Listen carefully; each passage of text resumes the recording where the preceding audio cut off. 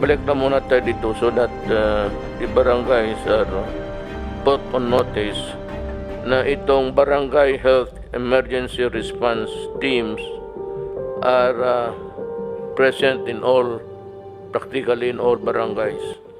Na alam mo, sa totoo lang, yung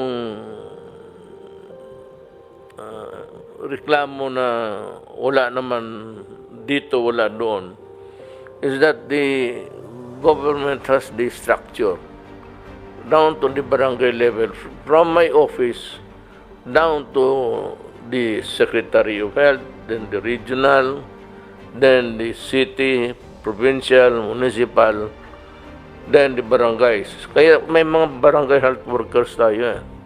And I hope that we have been using their services actually to maximize, to help us deliver all of these things sa tao. Dito sa previous page, meron ditong it is heightened by a yellow 20,178 ang active cases. 15% decrease in 2 weeks. Ito ba'y dilawan lang? Walang ano? Sorry for the color Baka, well, anyway, I'm really satisfied with the response of the local government. Ano mo, sa totoo lang, mga kababayan ko, huwag kayo masyadong maniwala dyan sa mga atake-atake na ano. It will just muddle up your mind. Nandito kami, our purpose is to serve and to work. Yan ang ano namin. Kung hindi kami if we cannot serve, if we cannot work, then we might as well get out of government and ask somebody else to take over. Itong sabi ko na, no, the earlier fears, what organization to use. I said, what organization? Government itself is one big organization. And government is really a government, an organization, dedicated to the needs of the people. Hindi na kailangan yan. Kaya ito, nandito na ngayon. We're using the barangay health workers. Di ba may bayad yan sila? Meron po silang allowances, Mr. President. Yeah, kaya nga. It's not the money, but that they're also, they get a little for the efforts that they are doing for the community where they live. Now, on other matters, gusto ko lang malaman ninyo, nakinig na kayo that for the rest of the Philippines, it's a modified general community quarantine, and the country which have to remain in the status of general community quarantine were named already. I hope you got your sites correct there, because especially now that the classes will finally start. I cannot, Secretary Briones is one human being na talagang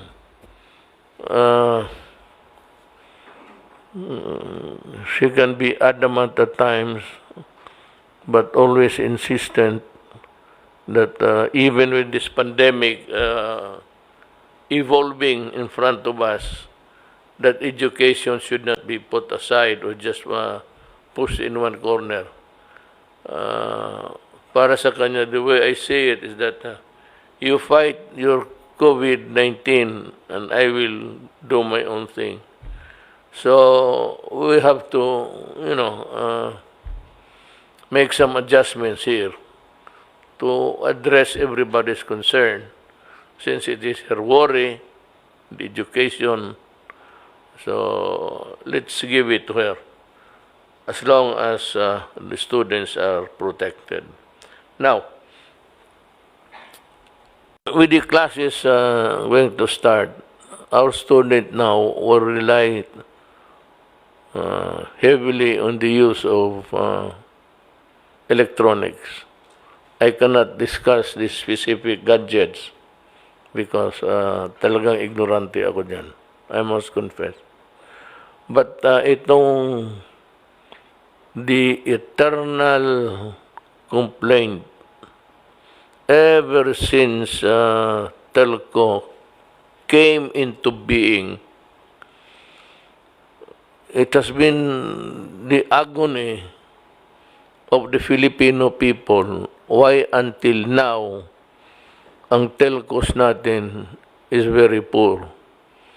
Far and wide in between the years of its introduction, ang telco from the beginning, or the telcos,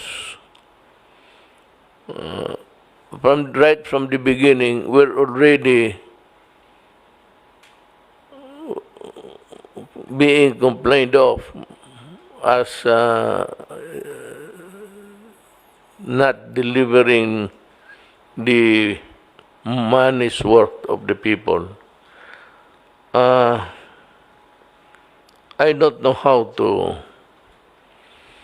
go about this, but I just appeal to yung mga telecommunications to can you do a better job? Is there life after this kind of service that you are delivering to the public? Kasi kung kaya ko lang na mag-isang salita nandyan na kaagad, matagal na itong tapos itong problema ng Pilipinas. And even in the matter of, sometimes the operations or expansion of telcos are hindered by the so many requirements from the barangays down, and ito namang community. Well, of course, you have every right. Every citizen has the right to air his grievance. But maniwala kayo, wala naman itong talagang let the telcos do their job, allow them to build the structures, towers, if you may, para naman ma-improve nila. It's a chicken and egg thing, which comes first. So, your cooperation or the seal of the telcos to do better. Yung iba, well, for one reason or another, hindi naman lahat. Medyo, and of course, most of the mayors are good. I am not referring to them. I'm referring sometimes to the locals, barangay, making it hard for the telcos to improve. So andyan sa dalawa, Ako kung sa akin lang, kung madiretso ko ito. But one thing is, in the coming days, we have to talk about this. You know, we have to talk about this seriously, actually. This has been bugging the country for so long. It pisses me off to no end, really, to be discussing this telcos. Because ang karamihan, walang service dito, walang service doon. I said a chicken or egg thing.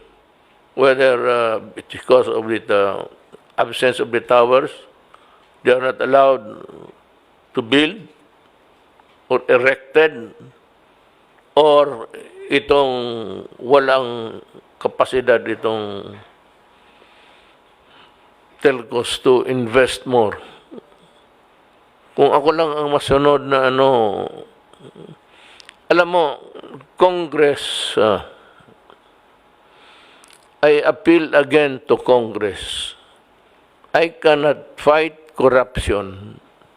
I cannot find an answer for I forgot that. It was in my within a gray matter between my ears. How to move people who are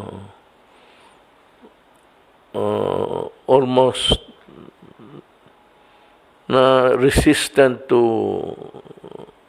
finding fault and resisting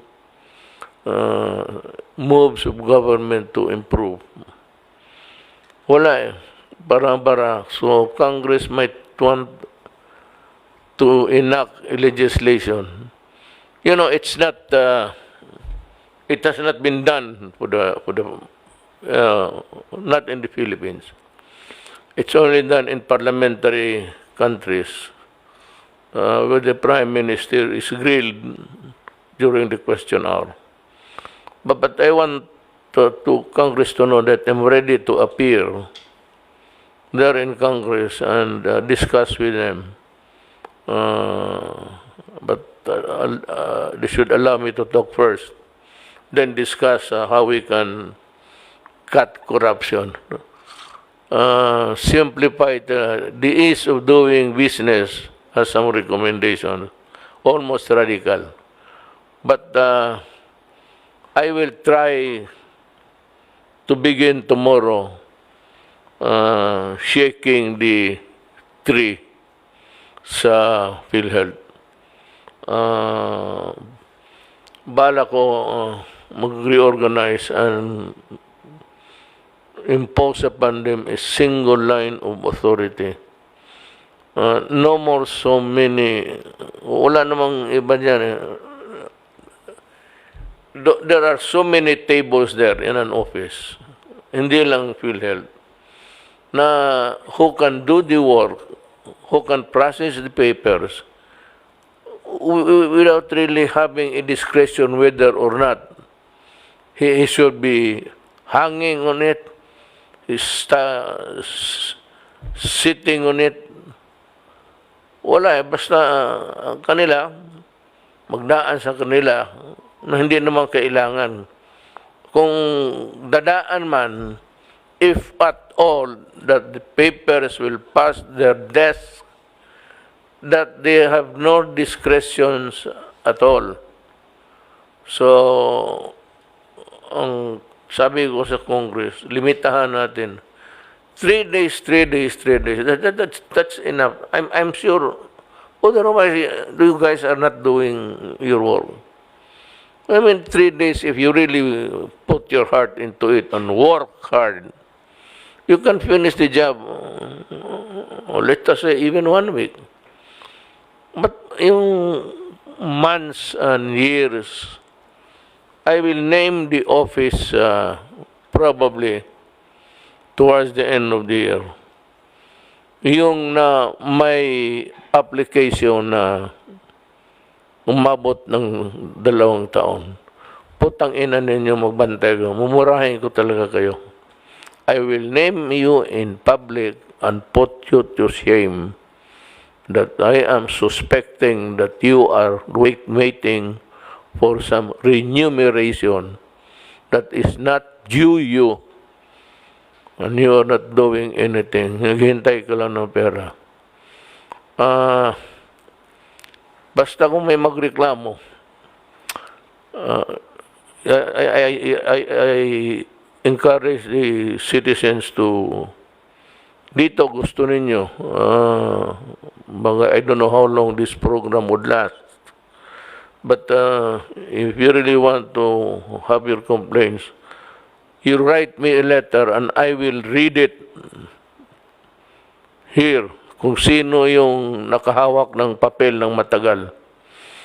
And maybe if it is inordinately delayed, I will ask the idiot to sit here in this table. Tapos buhos ko tong tubig sa mukha niya. You better come up with an explanation that is really good to hear. Because pang wala na ko ng pasensya, bastusin talaga kita. Or Congress can call me and we will discuss. I do not have any qualms about you setting up oversight committees. That is good. More people watching the people's money, the better. Wala akong ano dyan sa sabihin ninyo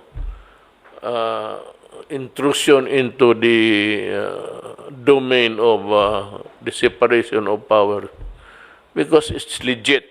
You can do it and you can make it stricter and more hard for people to wala sabi ko nga sa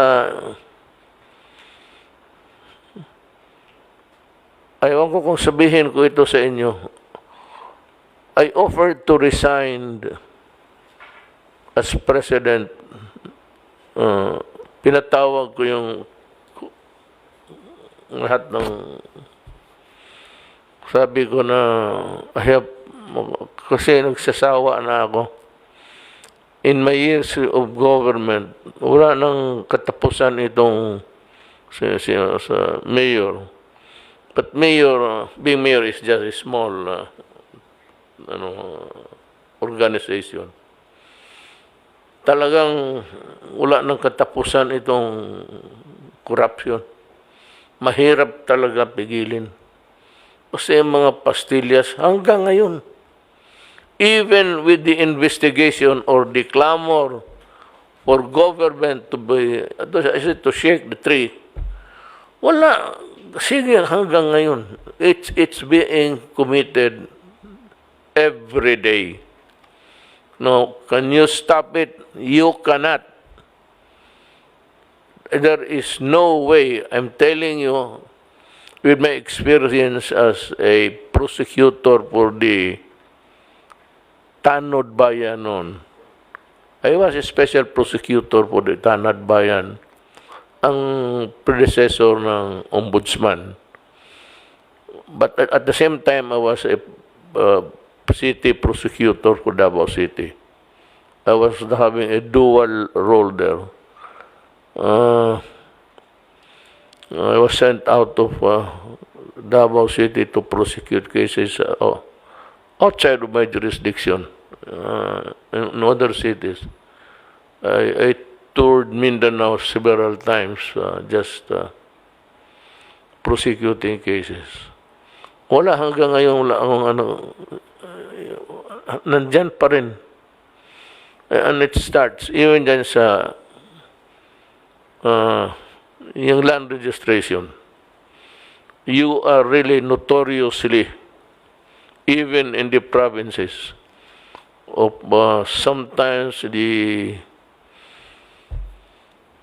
employees run to the mill of the grid of bureaucracy, mag-invento ng mga peke na dokumento. Marami dyan. I prosecuted about 7 itong putang inang land registration.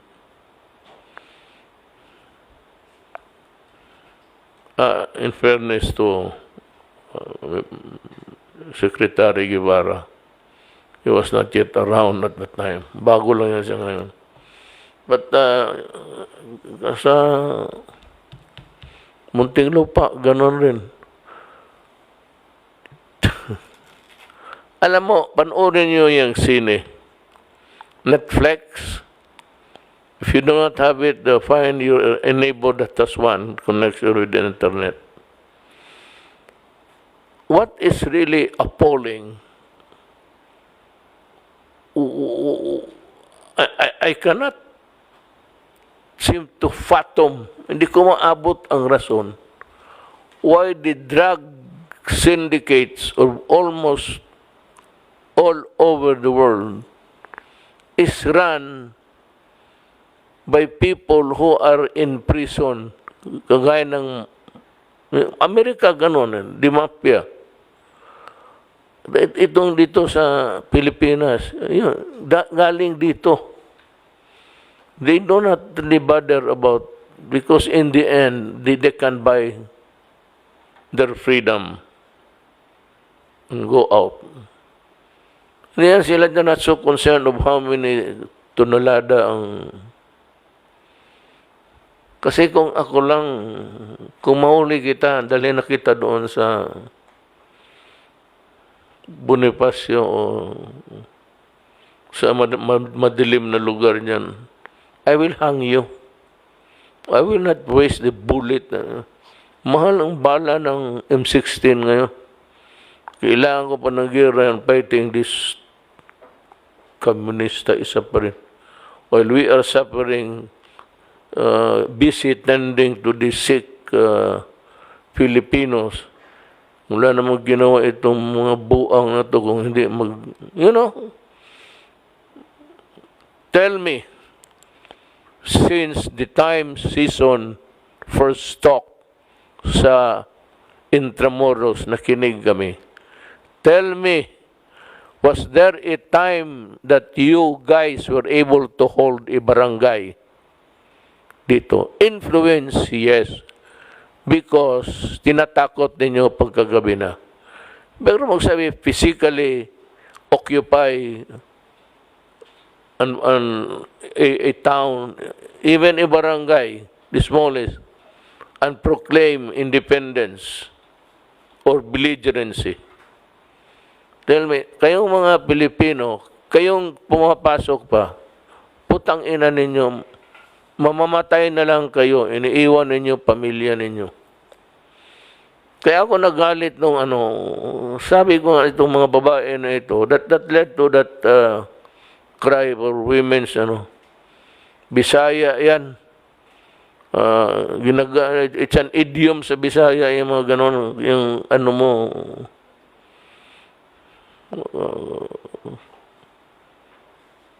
wala talaga. Puro patay, hindi na nakikita ng nanay pati tatay.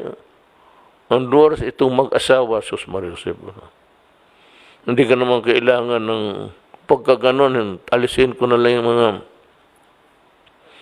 national high school dyan sa malalayong lugar. Kung hindi pa naman pasokan ng rason yung utak ninyo. You have not scored a victory. Itong PhilHealth, I'm going to propose to Congress to abolish kung i-privatize mo naman, Sus Maria Josep, walang pera, sino insurance mo? Kung sabihin ng mga kapitalista sa insurance, kami ang magbayad, pero wala kayong pundo. That is why we are selling properties. That's the reason why we are selling properties, real estate properties in Japan. Because we have to raise money. Wala nang pambayad niyang sa PhilHealth na yan kaya walang ibang remedy dyan. It must be a surgical move. Talagang kung hindi,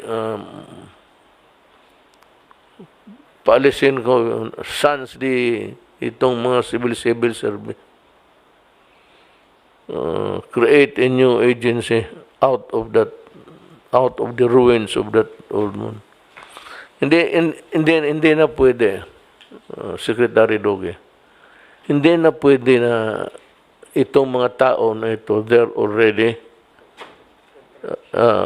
entrenched na. Walang mayari.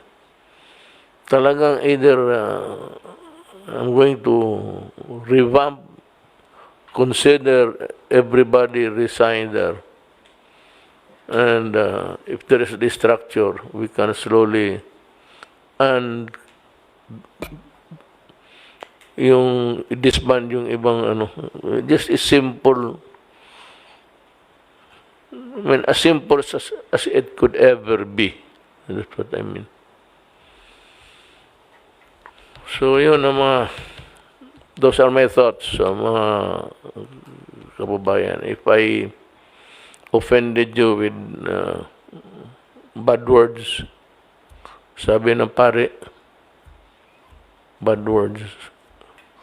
Kasi kami noon, ewan ko, marami nang namatay sa classmate ko. Kaya pa siya, si Dominguez. So, kababata ko yan. Noon mo, sa eskwela, sa Ateneo, during our time, if you are heard or caught speaking in the vernacular, jogging ka tawag. Jogging is 1,000 words after school. You are detained there. I will not talk and I will always talk in English. Maski na pabaluktot ka pa English ka dyan, kailangan English ka. I don't know if it has improved my character or not. Lahat kami noon, yung makapagsalita ng ngayon yan, gawin mo sa akin, deport kita. Why should I not talk in the vernacular? This is my country. You have to teach me another way of doing it, but not as a sort of a punishment just because I'm talking in Visayan.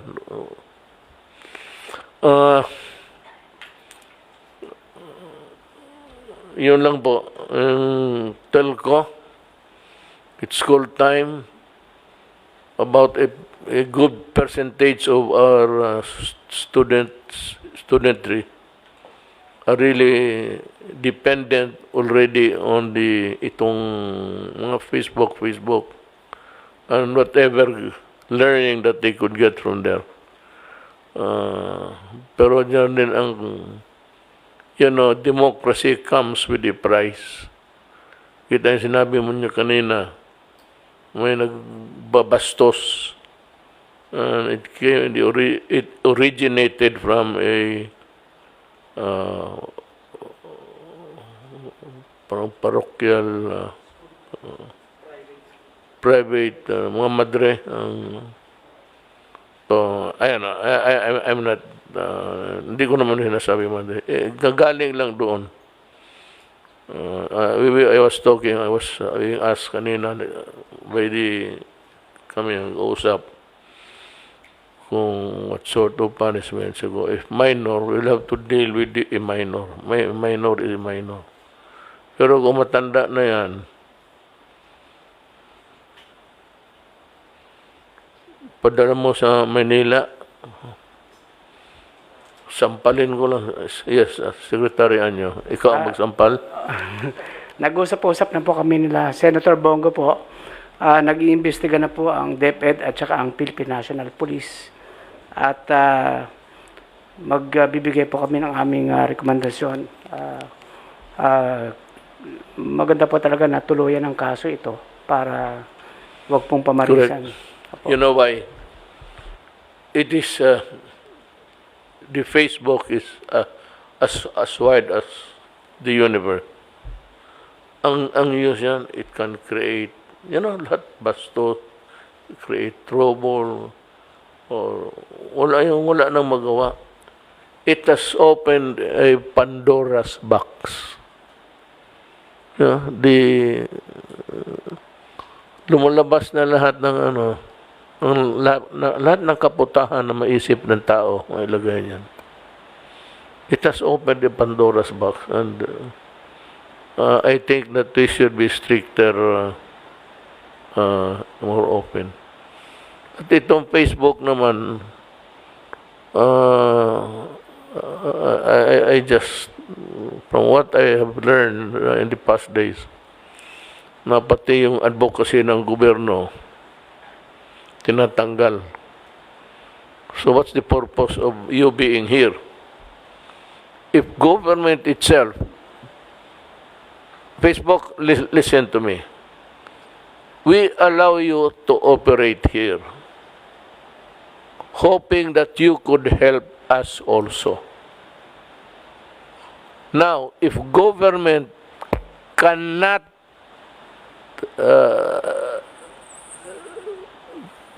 espouse or advocate something which is good for the good of the people, then what is your purpose here in my country? Tapos yung left, ini-encourage kayo, then you believe in the left, and to the point of almost make a sweeping move to yung sa health, website ng health, military, we're fighting a war. Facebook, insurgency is about overturning government.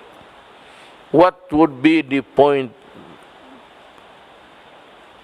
I said before, in my eyes, what would be the point of allowing you to continue if you cannot help us? We are not advocating mass destruction. We are not advocating mass massacre. It's a fight of ideas. And apparently, from the drift of your statement or your position is that it cannot be used as a platform for anything. It's so convoluted, I cannot understand it. But ito na lang, tell me kung bakit hindi ko magamit para sa kapakanan ng taong bayan. If government cannot use it for the good of the people, then we have to talk. We have to talk sense. If we are promoting the cause of the rebellion, which is already, which was already here before you came, and so many thousands of my soldiers and civilians dying, then if you cannot reconcile the idea of what your purpose is or was, then we have to talk. I don't know what I will do, but we have to talk. Hindi pwede na, you cannot lay down a policy for my government. I allow you to operate here. You cannot bar or prevent me from espousing the objectives of government. No government in this wide world espouses killing or execution or whatnot. But you know that there is a left there. The left is the National Democratic Front. And that's the... Then you have the New People's Army as an organ of that. So, kung hindi tayo magkaintindihan dyan, mag-usap tayo uli.